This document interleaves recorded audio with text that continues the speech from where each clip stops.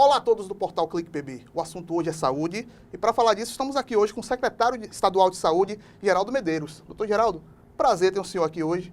E para começar eu queria perguntar ao senhor, faça um balanço para a gente aí, o senhor está pouco mais de 3 meses na pasta? Nós estamos realmente com poucos meses, não? 3 meses e meio na Secretaria Estadual de Saúde e ao longo desses 3 meses e meio nós procuramos focar em alguns assuntos, principalmente em relação às OS, né? Nós tivemos no início do ano a dificuldade de uma OS que quebrou em Patos, que administrava 3 hospitais de Patos e um de Itaperoá.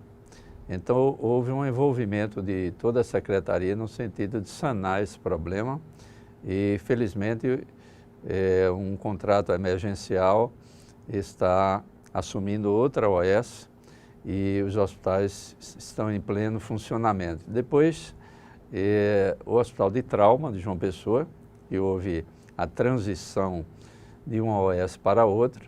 Então, esse foi o grande esforço da Secretaria inicialmente, mas além disso houve a distribuição de 18 ambulâncias para todos os hospitais do estado, do interior principalmente, né, fortalecendo a assistência à saúde do estado no interior, em que havia uma dificuldade de meios de transporte de pacientes. E o foco desse resto de semestre e o próximo ano é a regionalização, levar a saúde ao homem do interior. Nós temos uma resolutividade muito boa hoje em João Pessoa, com o Hospital de Trauma e com o Hospital Metropolitano Dom José Maria Pires em Santa Rita, né, que permitiu que os doentes, usuários do SUS, a população pobre do nosso estado, tivessem acesso a um tratamento que até então eles tinham dificuldade por conta de que não existia um centro de referência no estado para doenças cardiovasculares e cerebrovasculares. E hoje nós dispomos daquele equipamento hospitalar que é uma referência, não digo só no estado, mas em todo o país. Além de uma estrutura hospitalar, tem uma resolutividade em doença cardiovascular, tem o que nós chamamos hemodinâmica de resgate, em que o paciente tem um infarto ou angina e necessita realizar uma angioplastia, um stent.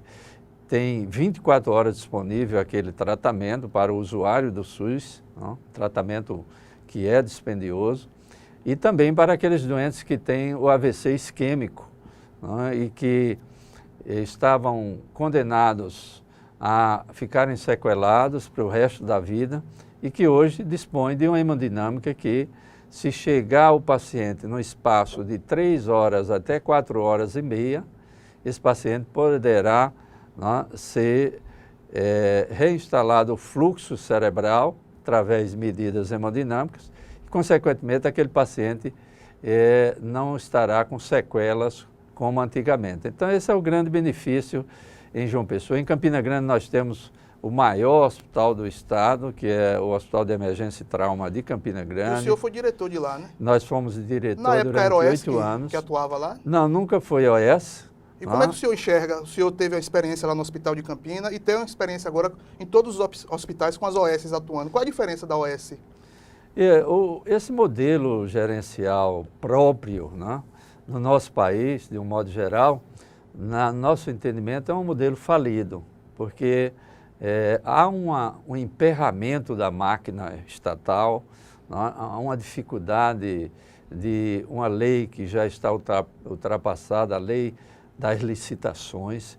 Então, o gestor público ele tem uma grande dificuldade de operacionalizar, de pôr em funcionamento e de dar agilidade aos processos, porque os processos de licitações são muito lentos e a compra de material permanente, a compra de insumos em função dessa lei de licitações, ela é muito lenta. E isso, num equipamento hospitalar, na área de saúde, isso é imperdoável, porque na área de saúde tudo é urgência e não há como você esperar. Com isso, penaliza o gestor, que muitas vezes é obrigado a comprar emergencialmente, compra direta, sem processo licitatório, e às vezes os órgãos de controle, não, cobram do gestor, não, exigem do gestor uma justificativa. E então, o senhor enxerga hoje essa celeridade com as OS? Com as OS e outros modelos gerenciais, não só as OS, mas também a fundação, né, o modelo que nós chamamos SSA, que é o Sistema Social Autônomo, que é o modelo Sistema S, que é, como exemplo, a rede SARA, que nós já temos desde 1940, esse modelo gerencial, que sempre foi um sucesso em termos de assistência à população e sempre teve um conceito muito bom de serviço público. Então, esses 3 modelos, a OS, a Fundação e também a SSA, que é o Sistema Social Autônomo, são modelos que têm de ser repensados, porque a gestão própria ela é impraticável do ponto de vista de gestão, de agilidade de processos.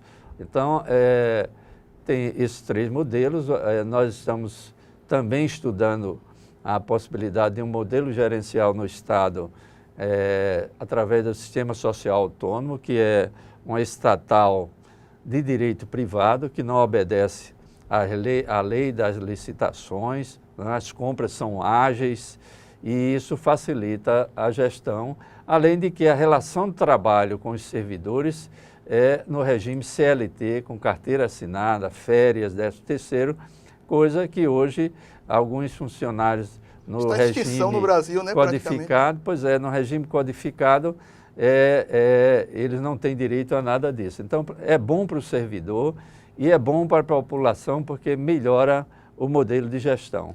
O senhor falou aí em resolutividade. A gente tem hospitais suficientes no Estado ou o senhor defende que a gente tenhamos nas regiões hospitais grandes, como é o Hospital de Campina? Como é que você enxerga isso? Eu acho que no Estado da Paraíba é uma política de 50, 60 anos de construção de hospitais. Então, o Estado tem uma concentração de hospitais relacionados ao número de habitantes. Nós temos quase 4 milhões de habitantes no Estado e é um número exagerado, são 32 hospitais e 4 UPAs. O que há necessidade é da regionalização. Nós não podemos ter um hospital totalmente resolutivo em cada setor do Estado. Então, o que nós temos de fazer é dividir o Estado em regiões geográficas, por exemplo, no Curimataú, o Hospital de Picuí, no Cariri, o Hospital de Monteiro, não? E aí nós teremos no Sertão o Hospital de Patos, Sousa, Cajazeiras, Pombal, Catolé do Rocha e Campina Grande e João Pessoa já com esses modelos que nós conhecemos, dos hospitais já resolutivos. O que nós precisamos é tornar estes hospitais do interior resolutivos, evitando que pacientes, por exemplo, do sertão, que abrange uma população de aproximadamente 500 mil habitantes, e tenham a ambulância como tratamento. Durante anos, o que nós observamos, quem é profissional de saúde, é o transporte de sertanejos, 200, 300 quilômetros para Campina Grande ou para João Pessoa, porque não existe um hospital naquela região resolutivo. E a ideia já está em andamento um processo licitatório de ampliação e de reforma grande do Hospital de Patos, com 20 leitos de UTI adulto, 10 leitos de UTI infantil, 6 salas de cirurgias, ampliação da área amarela, ampliação da área vermelha e da central de esterilização, uma enfermaria pediátrica com 33 leitos, no sentido justamente de, após montar essa estrutura física no hospital, aí nós vamos trazer de Campina Grande ou de João Pessoa, né, uma equipe de neurocirurgia, uma equipe de cirurgia torácica, cirurgia vascular. E já evita que qualquer tipo de acidente tenha que se transportar para Campina. Em Patos mesmo já se pode resolver. Evitando a sobrecarga do Hospital de Trauma de Campina Grande, que vive eternamente superlotado, com 130% de ocupação, e do trauma de João Pessoa, nós vamos atuar em Guarabira, que é uma cidade já que polariza uma população nas redondezas de 300 mil habitantes, e também iremos fazer uma reforma grande no Hospital de Guarabira, inclusive a partir do dia 1º de setembro nós teremos ortopedista 24 horas, que não existia naquele hospital, ampliando o centro cirúrgico do hospital, uma UTI infantil que também não tem naquela região, uma UTI infantil com 10 leitos, ampliando a UTI adulto para 10 leitos também. Então é esse o foco, tornar os hospitais de referência no interior do estado, resolutivos, com equipes de especialistas, fazendo com que os hospitais de Campina Grande e João Pessoa sejam desafogados e evitando esse sacrifício de familiares e de pacientes transportados em ambulância, muitos deles em estado grave, e que chegam a Campina Grande e João Pessoa, às vezes mortos, ou então em estado piorado em decorrência desse transporte. Geraldo, um dos problemas que o senhor pegou agora quando assumiu a Secretaria de Saúde foi doenças como malária e sarampo, casos que estão acontecendo aqui no estado. O que é que a Secretaria está fazendo?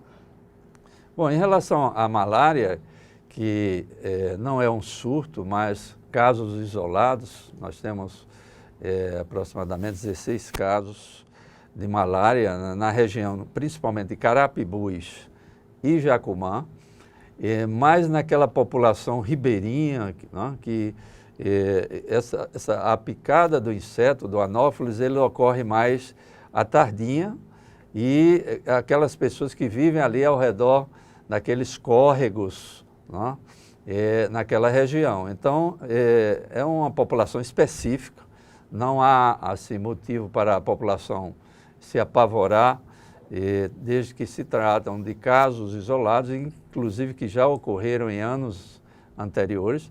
A Secretaria Estadual de Saúde, juntamente com a Secretaria Municipal do Conde, tem tomado as providências no sentido da utilização do carro fumacê, né, da borrifação de casas vizinhas àquelas que as pessoas foram acometidas de malária, e o treinamento dos profissionais de saúde no sentido de que seja feito um diagnóstico precoce da doença e o tratamento imediato, porque isso é essencial para evitar complicações e até morte em decorrência de malária. Então, todas as medidas preventivas estão sendo tomadas pela Secretaria Estadual de Saúde em relação à malária naquela região, e é bom que se frise que não é um surto, mas o aparecimento de casos isolados.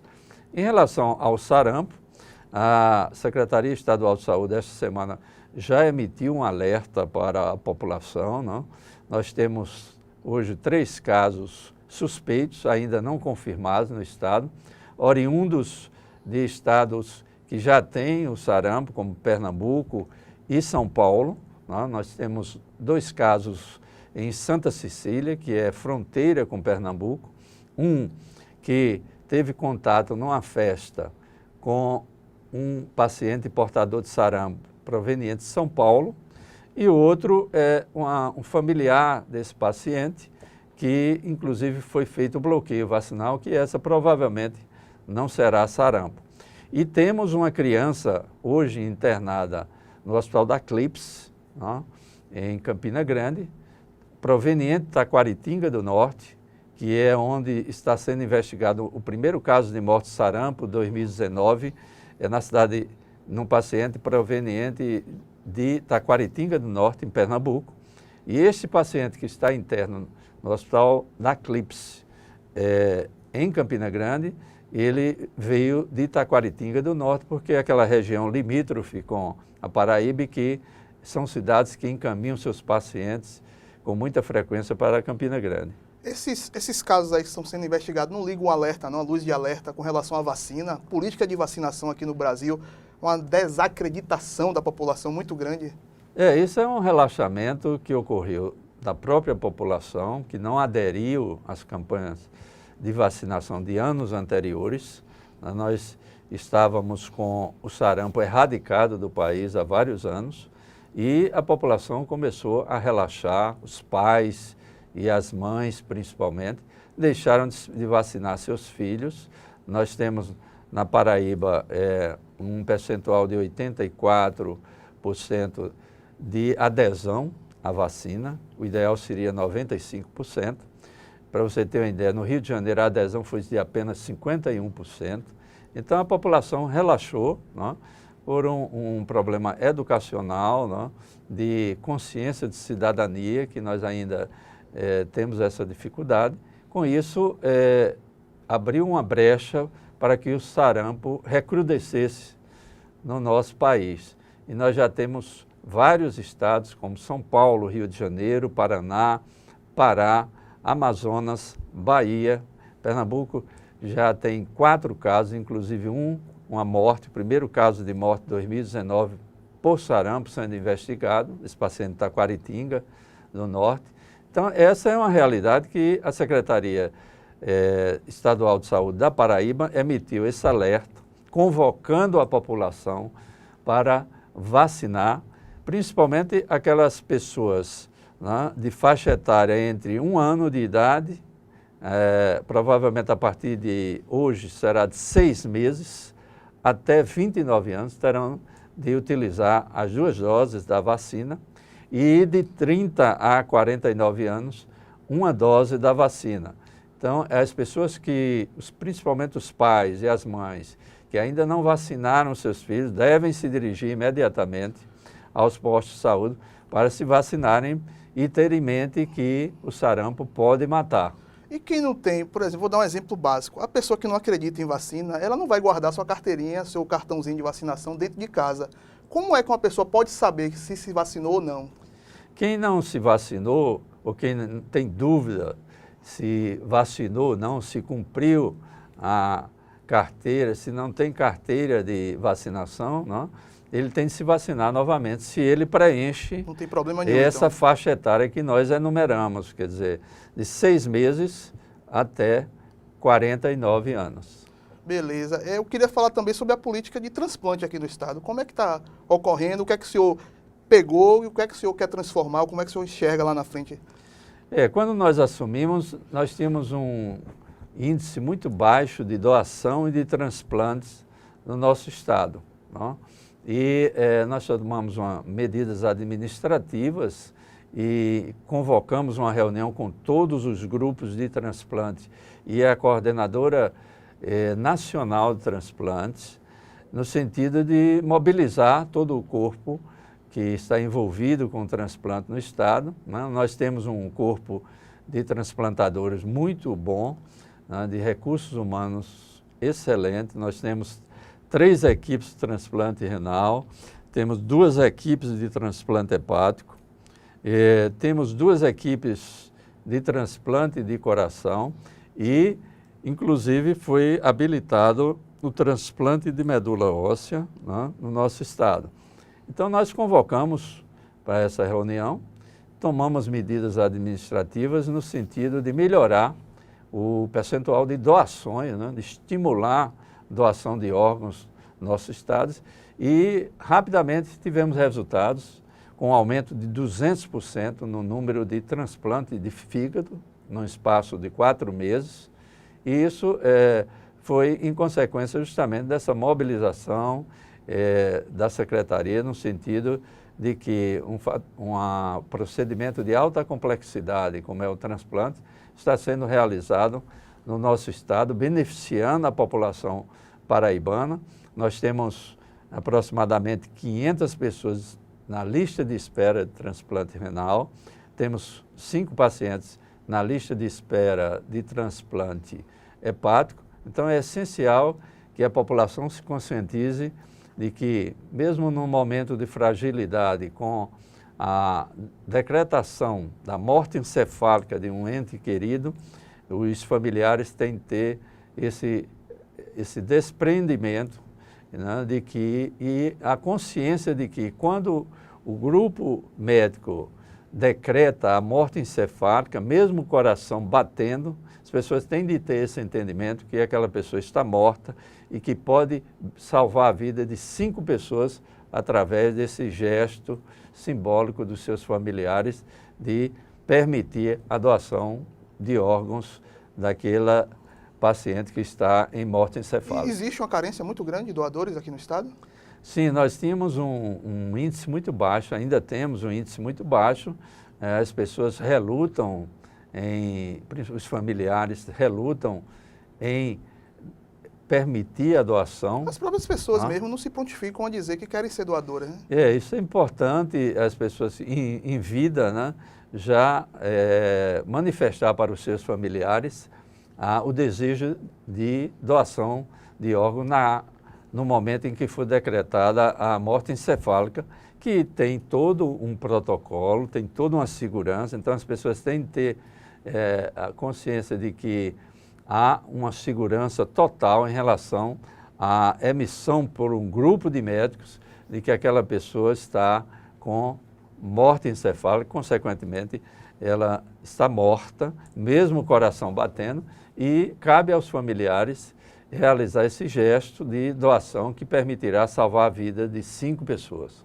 Eu queria que o senhor falasse um pouquinho sobre o Projeto Amar. O que é que ele vai contribuir aqui para a saúde do estado? O Projeto Amar é um projeto que vem sendo idealizado ao longo dos anos, né, por vários secretários e que provavelmente nessa gestão deverá ser liberado um projeto de 47 milhões de dólares e 11 milhões de dólares de contrapartida do Estado, que esta verba será direcionada para a reforma de vários hospitais.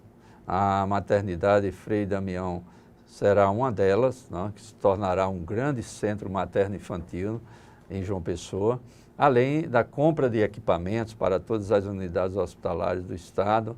Então, é um projeto que permitirá um avanço substancial na saúde no nosso Estado, em função dessa liberação dessa verba que nós estamos, inclusive, formando uma comissão para o acompanhamento desse projeto. Nós acreditamos que, no espaço de 6 meses, provavelmente, nós já teremos a primeira liberação da parcela e o Estado já está cumprindo com a sua contrapartida. Inclusive, nesse semestre nós tivemos a compra de aproximadamente 50 monitores multiparamétricos, já foram distribuídos em todos os hospitais do Estado.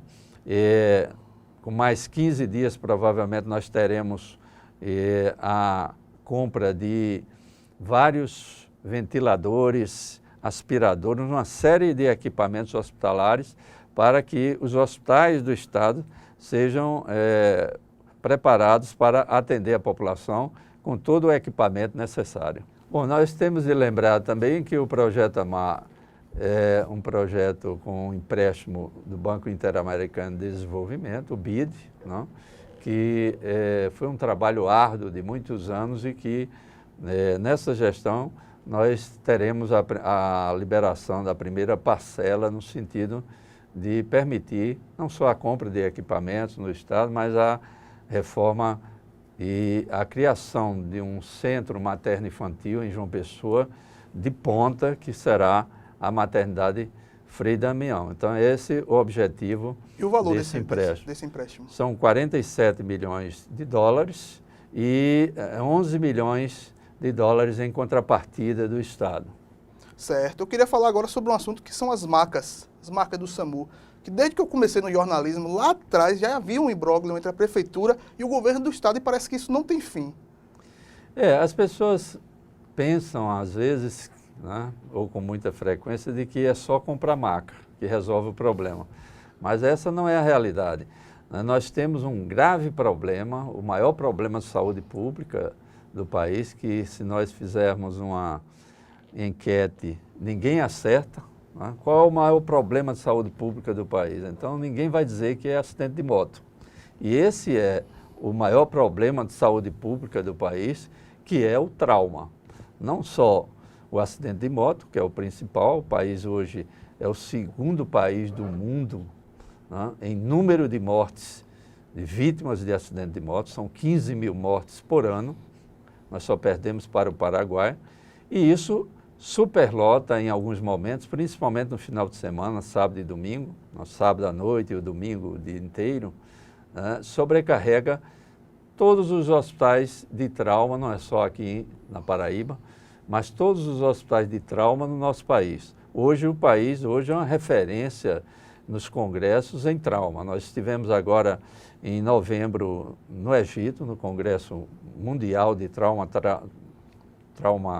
Cardiotorácico, e foram escolhidos 2 cirurgiões de trauma, um de Belo Horizonte, do Hospital João 23, e o nosso nome foi escolhido para realizar cada um 4 palestras em inglês, no Egito, no Cairo, né, e no Mar Vermelho, no sentido de mostrar que o trauma hoje, a casuística do trauma no nosso país, tornou, infelizmente, o país uma referência hoje em qualquer assunto de trauma, o Brasil é chamado. Então, esse aprisionamento provisório, temporário, né, das macas... Explicando, só recapitulando, a ambulância vai lá atender, faz a ocorrência, né, socorre, leva para o hospital, tira da maca e a maca fica no hospital.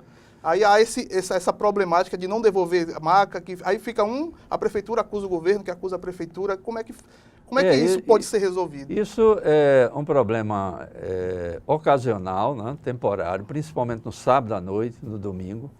Não tem método milagroso para resolver isso, vamos ser sinceros.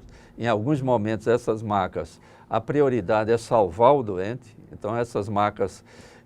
não há aquela preocupação de retirar o doente da maca, mas sim salvar o doente que está instável. Após a estabilização, aí sim ele é retirado da maca. Isso é um dos motivos. Mas em alguns momentos, por exemplo, o Hospital de Trauma de Campina Grande, nós, em alguns momentos, no sábado à noite ou no domingo, chegam 7 fraturas expostas de uma vez, né? Então, nesse momento, com certeza, uma maca, ou 2 ou 3, vão ser retidas provisoriamente, porque não há como, não é, um hospital, por mais número de leitos que disponha, em alguns momentos ele fica superlotado. Então, essa é uma realidade em decorrência de um grave problema de saúde pública que se chama o trauma, de um modo geral, né? Não só as agressões interpessoais, mas os acidentes no trânsito, e hoje a referência é o acidente de moto. Isso é uma tragédia. Nossos jovens estão ficando sequelados, são pacientes geralmente entre 15 e 29 anos, e quando não morrem, eles ficam, às vezes, em cima de uma cama para o resto da vida, ou com invalidez permanente, porque 75% das liberações de seguro do DPVAT, hoje, são para os acidentados de moto por invalidez permanente. Então, isso é uma tragédia nacional, quebrando a nossa Previdência, que já está quebrada, né? E é um grave problema de saúde pública que o governo federal e os nossos legisladores têm de encontrar meios de inibir essa tragédia que é o acidentado de moto. Além disso, o fluxo dentro do hospital para agilizar processos, diminuir a permanência do doente dentro do hospital, né? Realizar rápido os exames, no sentido de desafogar os leitos, é outro método.